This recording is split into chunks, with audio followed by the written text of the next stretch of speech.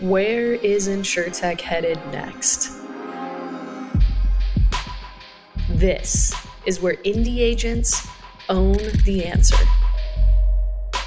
Welcome to the Vertifor Insurance Podcast. Let's go. Welcome back to another episode of the Vertifor Insurance Podcast, where we talk all things InsurTech. Today, I'm really excited to have none other than Daniel Seong, founder of Park Insurance, on with us today. And one of the reasons I'm so excited to have him on is because it's been interesting watching the insurance industry over the last 3 years. We've sort of had this change in thought leaders and leaders in the space, where you saw Jason Cass and Ryan Hanley and people who are really focused on helping shake up the industry. And there's sort of this passing of the torch going on with people like Daniel, David Carruthers, and others who are stepping up and saying, all right, I have a voice. I believe in this vision I have for the independent agent's future, and I want to help be a part of creating that community that continues to shake people up and move them forward. So he's going to talk a little bit today about his story, his agency, which he built from the ground up. This is a person who, was willing to put his, belief to the test and really grind it out over years and years, and is, sitting before us today, very successful agency owner with a lot to tell you, around how to move into the future and how to really modernize your agency and weather the challenges that come up as an entrepreneur. So without further ado, because I really can't give his story justice, Daniel Seong. Sid, thanks so much. What a great intro, and to be named with David Carruthers, Jason Cass, Ryan Hanley. I am truly honored, and to be sitting here with you. I have been waiting for this day for a very long time, and I never told you this, but you have been one of the people when I first got into the industry that I always wanted to meet. I stalked you for many years, and to be able to call you a true friend now just means the world to me. And to your point, exactly why I love the industry. The industry has given me and my family, my kids, so much that second part of my career now, that's exactly what I want to do. I want to make the industry a better place for the next generation. So one day when my kids get in, they can continue these relationships and learn from people like yourself.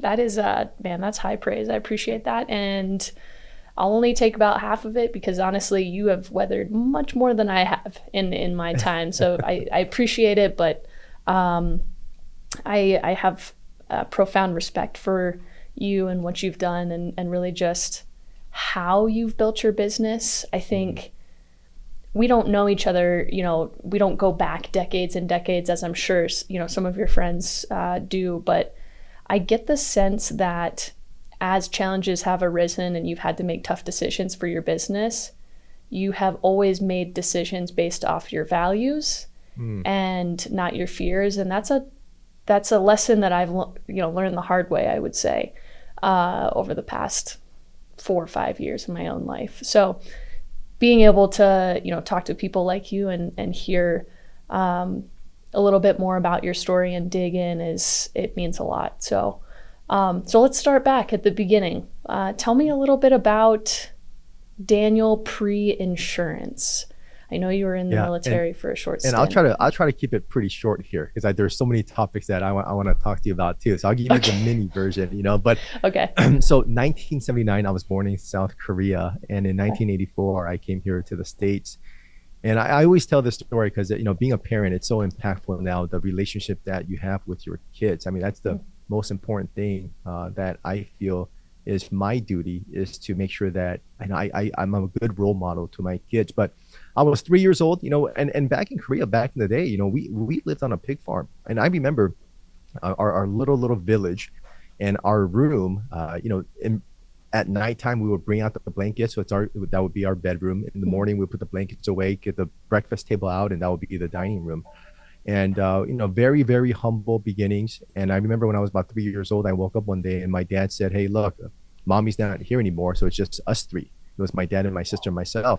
Wow. And at 3-year-old kid, you don't really understand that. But he said, "Mommy's not here, and it's just us." So he brought us to the States in '84 when I was 5 years old. And I really had an interesting childhood.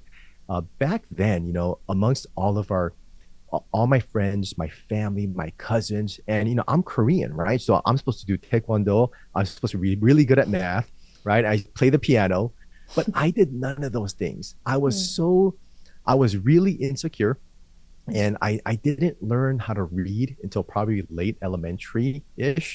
I didn't know that there were actual months of the year until late elementary. And in fact, I flunked first grade. And even back then, right, as you feel the peer pressures of being, singled out in a way, because I remember I was so excited to go back to school after first grade. But when I flunked, I went into first grade again. But all my first grade friends are now in second grade, and none of them would talk to me because I flunked. But also all the kids in my first grade class, they wouldn't really want to play with me because I was the odd one. So I really didn't have any friends growing up. And I remember, recess was probably the worst time of the day for me because I didn't have any friends. So I would walk to the basketball court, but I would walk really fast, right? Because if you walk really fast, you seem like you have somewhere to go. So I would walk really fast to the basketball court, walk around there, look around for about 5 minutes. Then I would walk really fast to the soccer field, and then I would walk really fast to the tetherball courts. But you can only do that for so long until people catch on. So, there were days where I would go into the bathroom for 10, 15 minutes just to kill time. But, so I evolved, and, in high school, I was, I did okay in school, but I just wasn't a brainiac kind of kid. School was never for me. So when I graduated high school, I told my parents, I'm going to go into the Marine Corps. I didn't even talk to them about enlisting. Whoa. But they were struggling. I had two older sisters, so we got remarried. My dad got remarried when I was about 7 years old, and technically she's my stepmom, but I've never called her stepmom. She's my mom. I love her to death.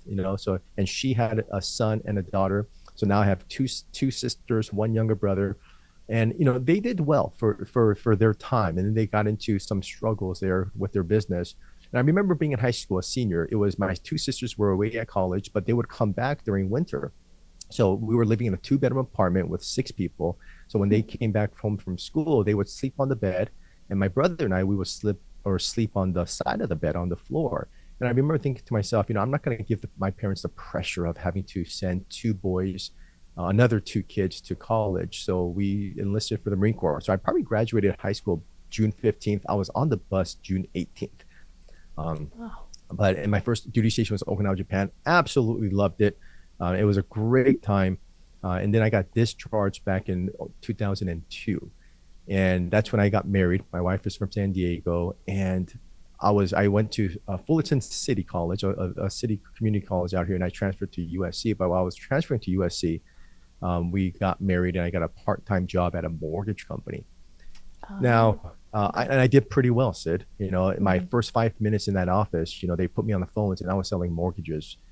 And 6 months later, I opened my own mortgage company with about 15 loan officers, 3 processors. We were making some money. And I was 24, 25 years old. Now, this is the biggest lesson that I learned back then is that, never coming from money, never having any money.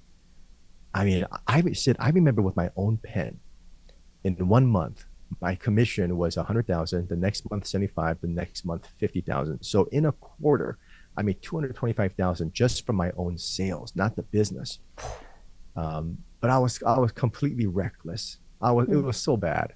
I had the biggest ego you could ever imagine. I bought myself a 5 Series, my wife a Mercedes ML, my dad a 7 Series, my sister a 3 Series. I mean, I embarrassing enough, like we would go to church, and I would make sure that I would park right in the front so that everybody saw. This is you. I'm shocked. I don't see this. Okay, keep going. I'm Well, I mean, floored. God has works in mysterious ways, right? But I mean, again, I thought, I was everything, and these times were never going to change. And then he humbled us pretty good in '07, with the whole mortgage crisis. I remember it was July, and we weren't Bank of America where we can weather the storm for a couple of years. I mean, our funds ran out pretty quickly, and we shut it down. And that's really, I want to say that's really when life started, because I'm 43 now. We're next month we're going to celebrate 19 years of marriage, and in the first 5 years of marriage, we had 4 daughters, no twins, 4 daughters in 5 years, and a few years later we had my son. But when we shut down the company, I really didn't have a plan, and I think this is, I'm not abnormal. I think a lot of us go through life just going day by day without really having a purpose. And what I learned, and even with starting of the agency and in life, what I learned was you have to have the end in mind. You have to have that ultimate goal, which you call the finish line. Now, I know in my career, there is no technical finish line because I love what I do. I come out every single day excited, motivated, dedicated to the team and to our clients. But I think that's where a lot of people fall short, is they don't have the end in mind. So the struggles that they go through every single day of being an entrepreneur, being an agency owner, because I tell you, if I focused on just the daily struggles, I don't know if I would do this every day. But there's an end in mind, right? So we shut it down, and Sid, for about 3-4 years, it was really tough. I remember we lost our home, lost our rental properties. We repossessed all of our cars. I moved around so much that I never changed our address on our driver's license. We were on food stamps. We were on welfare. I mean, at one point, I had $200 in my pocket, and that was it. We sold everything. I mean, and then we had my 4th daughter at this time. And remember back in the day, the $5 footlong sub sandwiches, Yes. Subway? Yeah. So, on a Friday night, the blessing was my kids were so young, they don't remember. But on a Friday night, that was our Friday night activity. We would buy a $5 footlong, and at that time I had 4 daughters, and we would take them to the park. But the footlong, we can cut it in fourths. And we gave them each their own, and they just thought they had the best life in the world because they had a full stomach, and we were at the park swinging, sliding, running around. And just a side note here, I think as entrepreneurs and just as people, you have to take risks. Right? And my wife and I, we did everything on a whim. I remember one night she called me, and she's, every night when we were dating, we would, while we were sleeping or before we go to bed, we would talk for hours. And one night she had a really bad fight with her parents. And I said, you know what, the next day, let's just get married. So I drove down to San Diego. We went to Robbins Brothers, and then we bought a ring and we got married. We wanted to start a business, so we just started it overnight, the mortgage company. So, a lot of people just overthink things too much. The direction of their agency, or on hiring or systems and processes. Sometimes you just have to go with your gut and know that you're going to figure it out. Early in my career, I said no to nothing. I said yes to everything because I just wanted to learn. The coffee date or the lunch date that I would get invited to, even though it's 2 hours away, I went because I never knew what that conversation or that relationship would lead me to. And a lot of times it led to nothing, but a lot of times it led to meeting Chris Paradiso. A lot of times it led to, meeting very impactful people in my life. So in the very beginning, say yes to everything and then figure it out. Because I promise you, you will figure it out. We lost everything. And, there was a defining moment in my life that if I had to pick one moment, this is the moment right here. So my wife goes to the grocery store, and, she, with food stamps, she's buying, and the program out here is called WIC. and she was buying groceries, and so I asked her, so she came back, and I said, oh great, and she tells me, oh, I ran into so and so in line at the grocery store, and my heart dropped, and I said, I see the groceries, so I know she bought it. I said, did they see you paid with food stamps? And she said, well, yeah, I mean, I have the food here. Of course she saw me. She was right next to me. And Sid, I got so upset. It was the ego coming back. It was, because I didn't want my friends to think that I wasn't providing for my family, or that we didn't have any money, or that we were struggling, and we were struggling. So I didn't talk to her for about a week. And she, after about a week, she comes to me and she said, honey, why would I be upset about providing for our kids? And she said, where we are today isn't where we're staying. It's something that we're going through. And when she said that, it was an aha moment for me, where she was basically saying, I believe in you, I trust you, I love you, get your butt to work and get us out of this. And that's when it all changed. I said, you know what, you're right. That day I planted my flag. And what I mean by that was, no matter how hard it was going to get, no matter how difficult, how challenging, however long it was going to take, I was going to make it happen.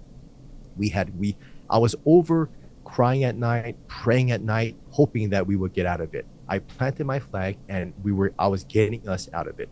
So that's when I got into insurance, and I didn't know a single soul in insurance. Everybody needs it, just how everybody else thinks, right? So it's probably a great industry because you have to have it.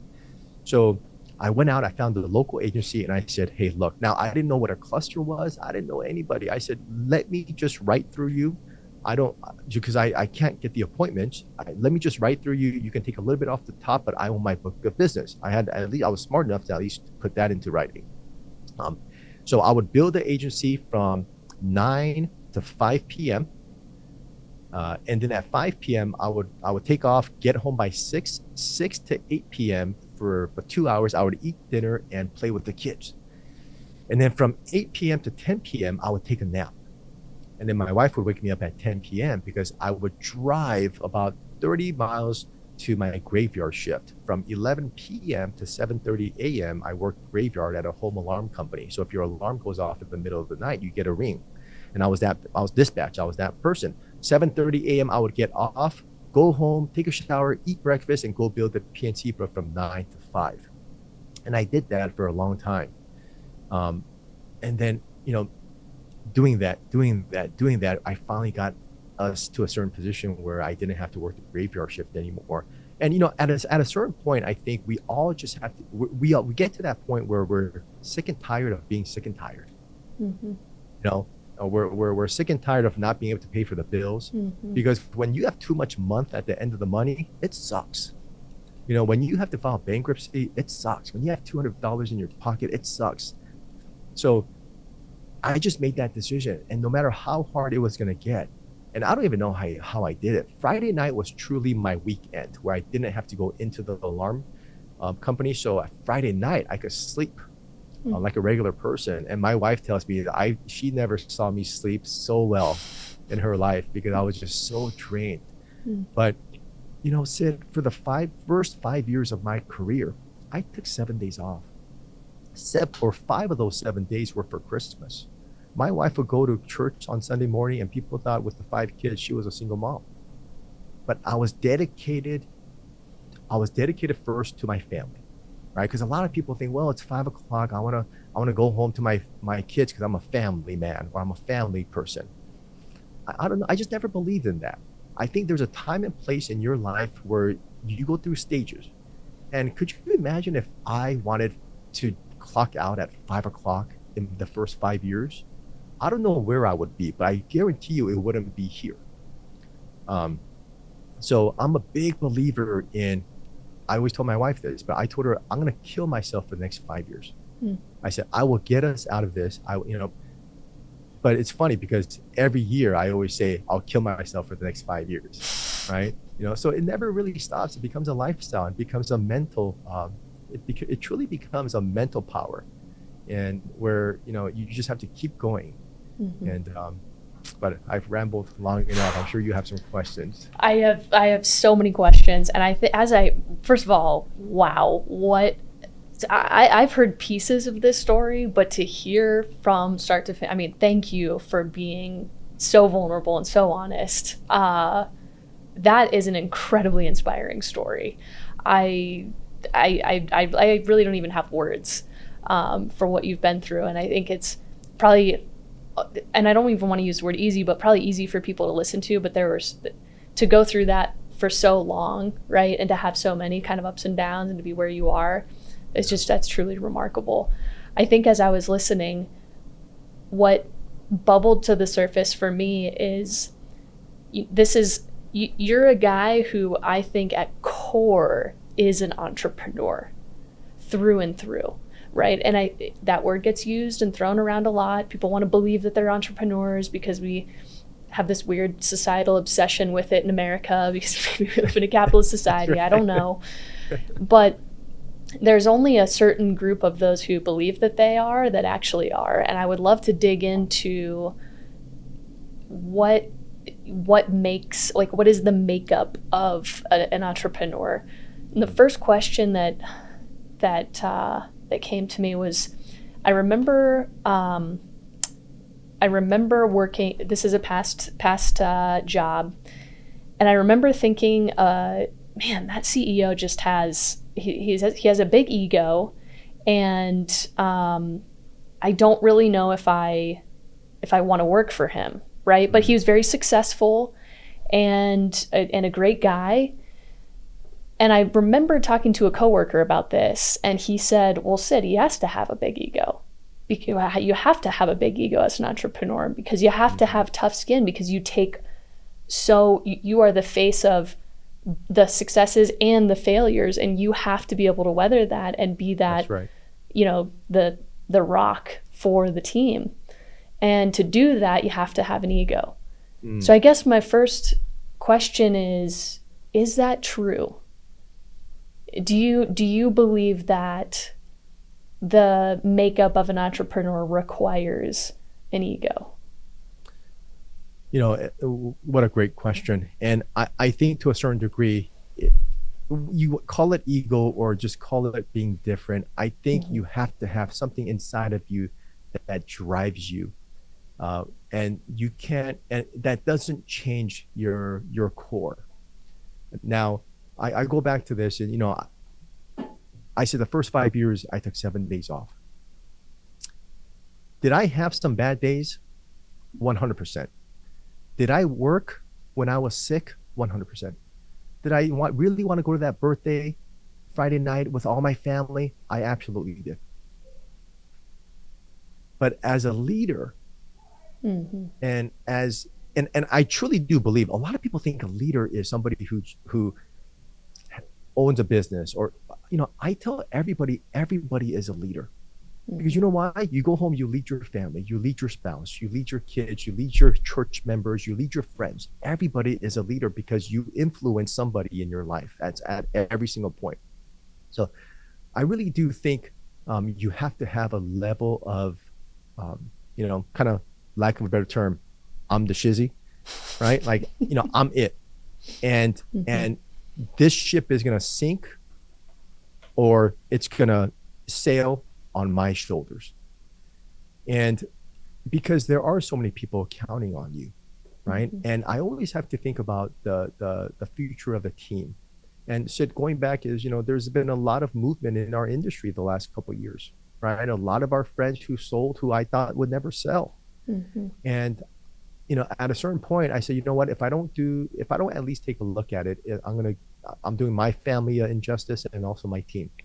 So I took a meeting, and for a week, I spent the money. I was dreaming about all the things. I never had that amount of money in my life in my bank account, but I started spending. I dreamt about all the things I could do for my parents, my in-laws. And then I took another week, and I thought, you know what? Julius just got married. Ilker just bought a house. This person just got divorced. This person just had a baby. I started thinking about all my teammates. And I know nothing's going to change when you merge with another company, so they say, but I just couldn't do it. So I don't know if you call that leadership or intuition, but I started thinking about the team. But going back to your question, does a leader have to have a level of ego? I really do. I really do think that you have to uh, think enough of yourself that people will follow you. Mm. That's a good answer. I guess the difference is you are self-aware of your ego, right? I mean, like, you're able to talk about it right now, right? You know you have it, and its capabilities in both directions, and so the capability of having that awareness, but then also controlling it, disciplining it. Not to your point, like, hey, maybe I won't buy BMW 5s for everybody in the family, which, I mean, honestly, that's a really nice thing to do. But it's sort of like, okay, I'm aware of my desire to do that and my ability to do that, but should I do that, right? And so it's an interesting thing. Okay, so second question is around this idea of, you said entrepreneurs really need to be able to take risk. And I would agree with that. My dad owns an agency. I saw him take risk, although he would always call it calculated risk, where he was weighing pros and cons.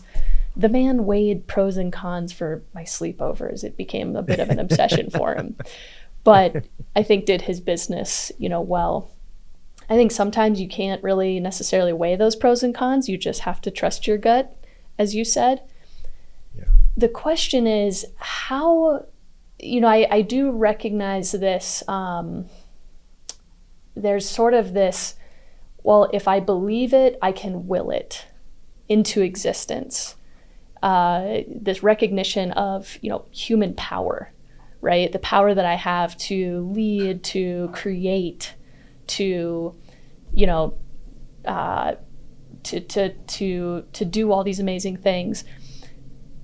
But what is the balance between, that and, this idea historically of fate or, God, right? This, hey, things are sort of out of your hands to a certain extent, and there is a purpose that's bigger than you that you may not fully understand. Yeah. So there's this sort of balance between these two ideas of, well, I have power as a human and I have the ability to create, but then I also am maybe limited in that, or maybe there's a randomness to it because of, the Greek mythology was all about fate, which is a little more random than I think Christianity is more purpose-driven. What do you think? I mean, as far as that balance goes. Yeah, I truly do believe success doesn't discriminate. And I think that's why my dad brought his kids here to the States, because there's I know it's a cliche, but it's equal opportunity. And Sid, like you're kind of like a chameleon, where I feel when you come in the agent circle with us, you know how to talk to us, you know how to interact, you know the questions to ask, you know how to engage. But I mean, working at Vertifor, sometimes you have to wear a different suit, right? But also with C-level executive, I truly do believe, obviously, that you know how to engage, you know the talking points, you know how to just be comfortable in that scenario. And for me, I knew right away from a very early stage that I was never a corporate guy. But I really did believe in myself, because I knew that I would kill myself to win. And for a long time, yeah, I felt like I was the best football player. Like I had the helmet, the cleats, right? But I was always playing on a basketball court, where no matter how fast I try to run with cleats on that hard floor, you're not going to get any traction.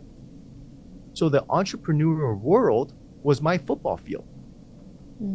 So once I landed there, because why? It's up to me. And, I got into USC, I dropped out. I started making all this money and I said, okay, I'm going to go this direction. So I never finished school. But boy, I got to tell you, I have an MBA on the streets. of just figuring it out. Could you imagine having 5 kids and $200 to your name? I mean, talk about feeling like you're getting choked, right? About not knowing where the next meal is going to come and how you're going to feed your kids when some of your kids are still on formula. Yeah. So you have to figure it out.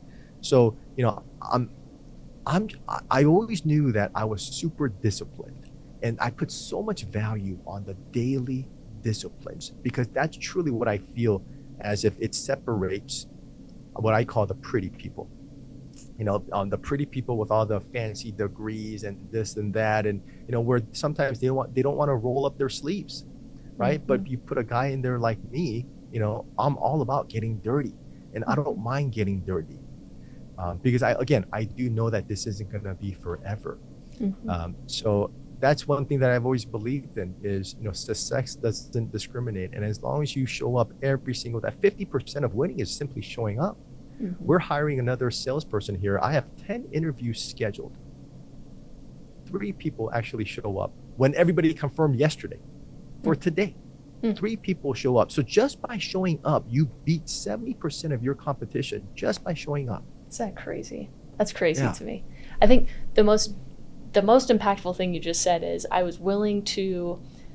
believed in myself, and I knew that I was willing to kill myself to get to that goal or vision or whatever it was. And obviously we don't take that literally. I think what you're saying is I'm willing to undergo this incredible amount of pain and hardship and struggle, and that's not going to dissuade me from getting to my goal. And I'll be honest with you, I didn't really learn discipline per se until I started doing Ironman. And what forced me That's a whole new level of discipline, right? That's incredible. And I would compare it to running a business, right? I mean, it's you have to show up every day. And if you miss a workout, if you're not intentional about a workout, if you're not doing it and doing it at your best that day, you're going to see it on race day. And I couldn't cope with the idea of not showing up on race day. And that's what kept me motivated. And as you start to just show up every day, you just learn that discipline. And now and it becomes a habit. And now I wouldn't not have it in my life. But I didn't learn that until I was in my I'm still in my early 30s, but until I was 30 when I started this whole thing. So it's really amazing that you had that and knew you had that so early on in your career. And also, one of it, because, this is how psycho I am. And now running an organization, right, you're all about motivating the team and getting them. Influence, I truly do believe, is getting somebody to do something that they wouldn't do if you weren't in their life. So one of the things that we always hear in any business and in sales is around December is, well, it's the holidays. It's they want me to call them after the holidays, or the sales numbers are low because of the holidays. Well, I mean, I've always believed, I always said, Christmas is one day. What are you going to do the other 30 days? If your bills don't go on vacation, you don't go on vacation, right? So it's that attitude. But this is how psycho I was. I mean, I would set a goal for myself, a production goal for that month or that year. And if I wasn't close, or if I was slacking off, I literally would I would imagine a person holding a gun to my kid's head. I know it's crazy. Holding a gun to my kid's head, and if I didn't hit my numbers, right? So I was that focused. Now I'm using a ring light here, and the ring light is great because it spreads the light.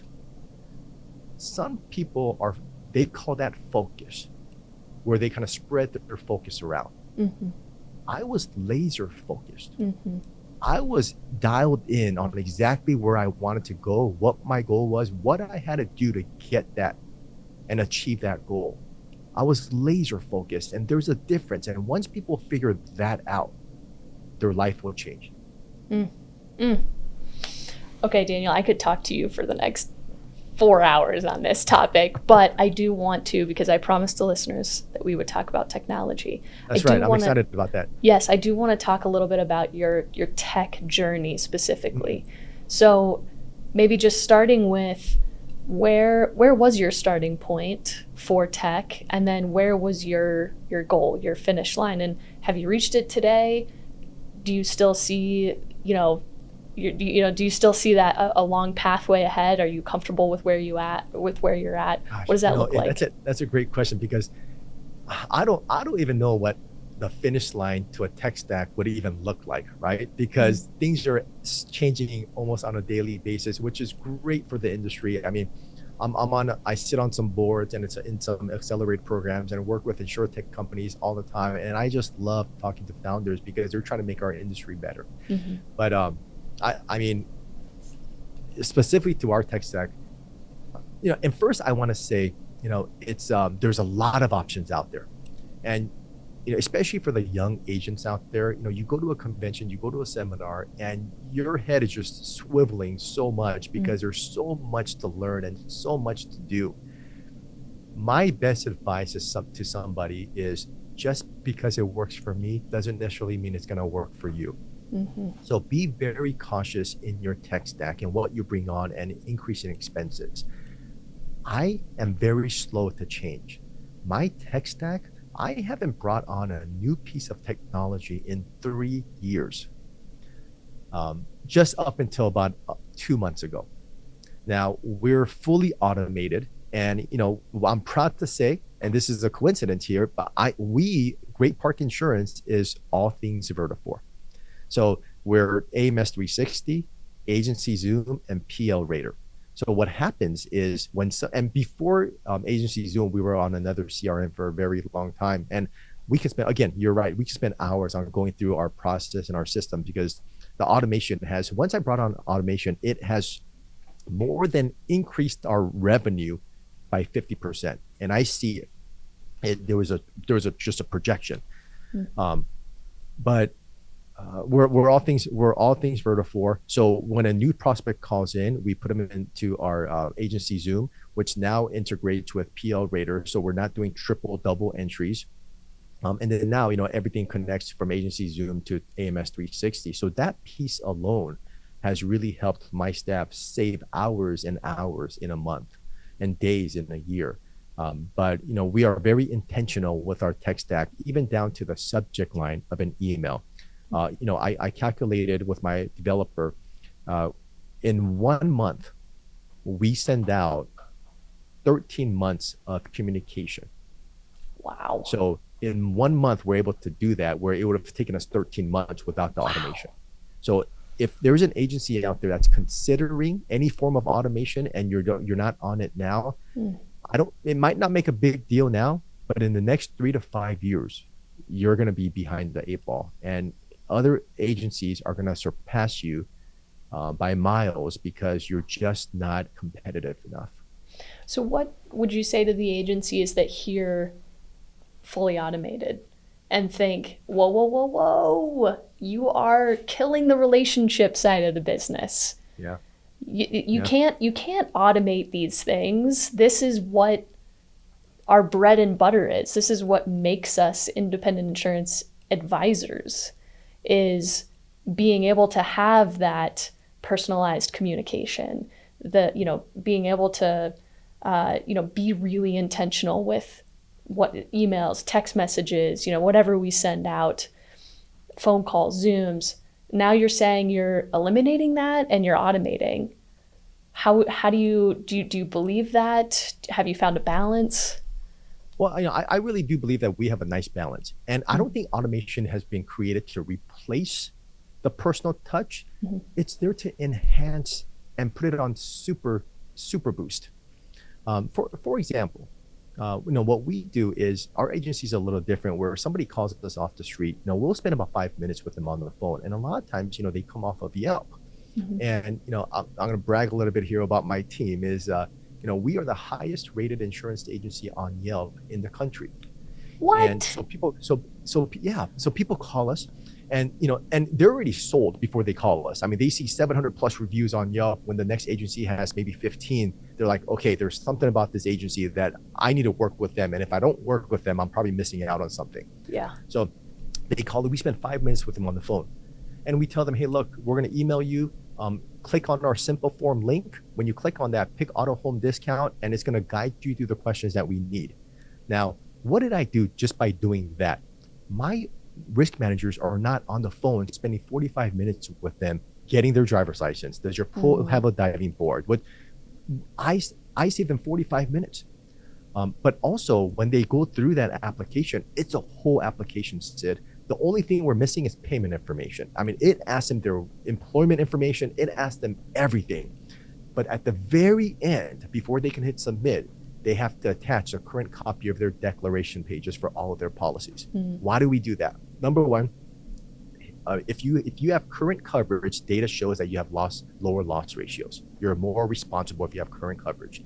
Number two, we want accurate information. We don't want to compare apples to oranges. We want to know exactly what you have, because we're professionals. We can make recommendations off of what we see. And third, the reason why we do that is because if they just spent 30 minutes filling out that application, do you really think they're going to call the next agency down the street to do that process all over again? We take them off the street. So we have accurate data, and we take them off the street from shopping around. And then what we do is we create a video quote. We pull up their current deck pages. We pull up our recommendations, and we go line by line and give them scenarios of, hey, if you have a claim, that's where this coverage comes into play. So we send that to them. So let's say we send that video around 11 a.m. in the morning. The minute they click on it, we get a notification that they clicked on it. That's how, right? Automation and technology is working for us. We get a notification. We call them 15, 20 minutes later to go over that because it's fresh on their mind. Now, let's say they don't click on it. Our automation at 7:45 p.m. that night will text them and say, the automation will say, hi, Mike, just want to touch base with you. Want to make sure that you received our email during the day. If you didn't, here's the video link. It's so interesting. Around 8 o'clock, 8:15, we get a notification that they saw the video. But also a benefit to the video quoting is that we usually talk to one spouse. And it's difficult for that one spouse to regurgitate what they heard from the insurance agent to their other spouse. But what we notice is they just forward the video. And now they're getting the same message. And then there's a whole automation, a 45-day follow-up automation with RVMs, text messages, emails. But I don't think video, or I don't think technology is there to replace the human touch. It's there to enhance it. And I mean, just imagine, it makes us look a lot more professional and bigger than we are. But also our birthday messages, emails and text messages are automated. But do you really think that person is gonna care that you didn't manually text them a happy birthday? They don't know the difference. So little things like that you can figure out what works and what doesn't, what should be automated and what should not. Interesting. That was an amazing breakdown, because you did mention the stat before, right? You drove X amount more revenue. And I think what sometimes people have a hard time with is, well, what's that calculation, right? Do I just turn it on and then, oh, now I'm making more money? No, it's really about how you implement it, and where you're saving time with the duplicate entry. The notification thing's brilliant, right? Because I might see an email come through and then say to myself, oh, okay, I'm going to check that later.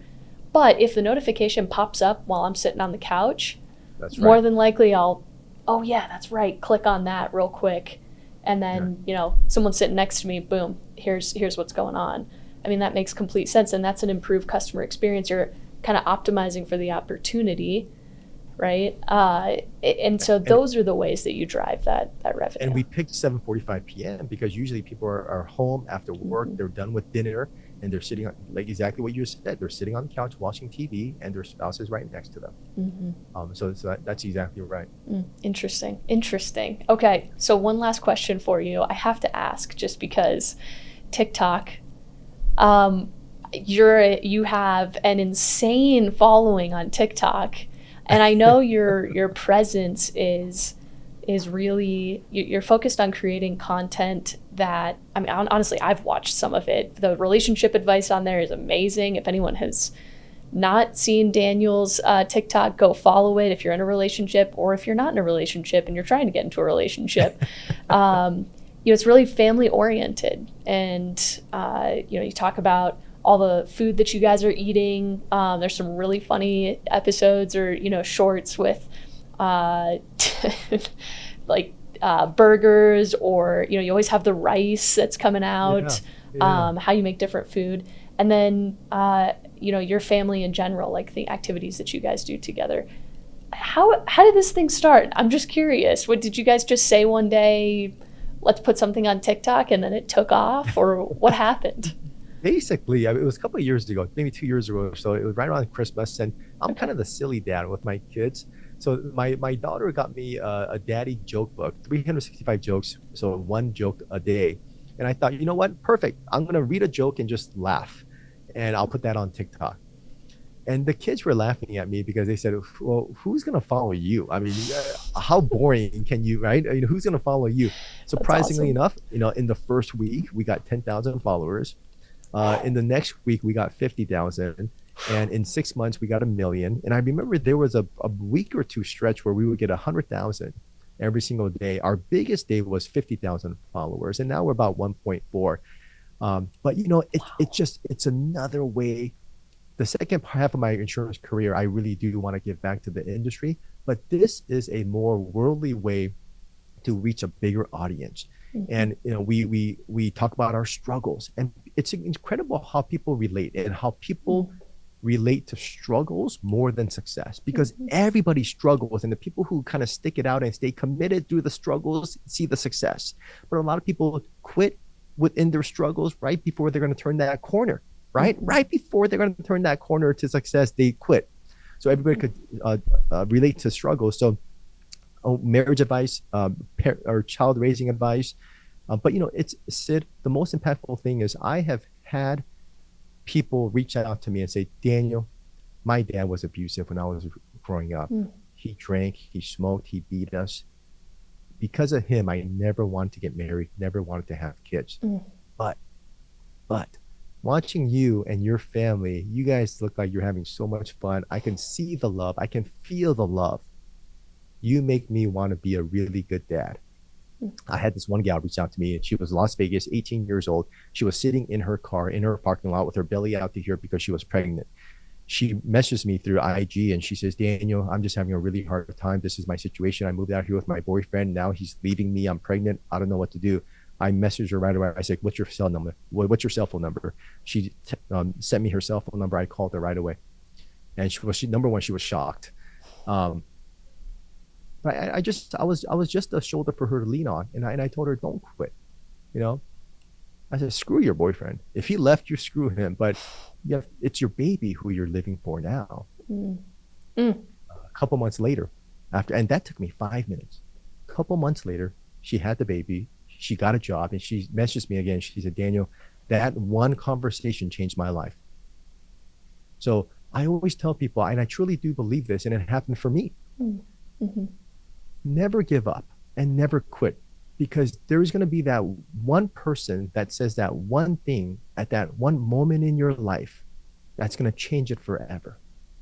And even though you've heard it before, right? You can go to the seminar. We all hear the same things, but for whatever reason, you're at a different point in your life right now where it's going to hit different. It's going to feel different. And that could be that one thing. And there's been numerous times for me where that happened.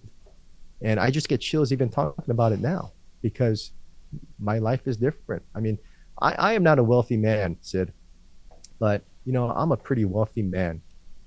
I have a loving family, a loving wife. I mean, our relationship, that's the best thing that came out of our struggles, is my wife and we never thought about money. She never made me feel bad about not being able to pay the bills. We would cry together, pray together, and our marriage got stronger. 70% divorce rate out here in Orange County, believe it or not, 70%. And it's about money all the time. But we never thought about money. And she was my biggest cheerleader. One time she comes home and she says, I don't see her wedding ring anymore. She sold it.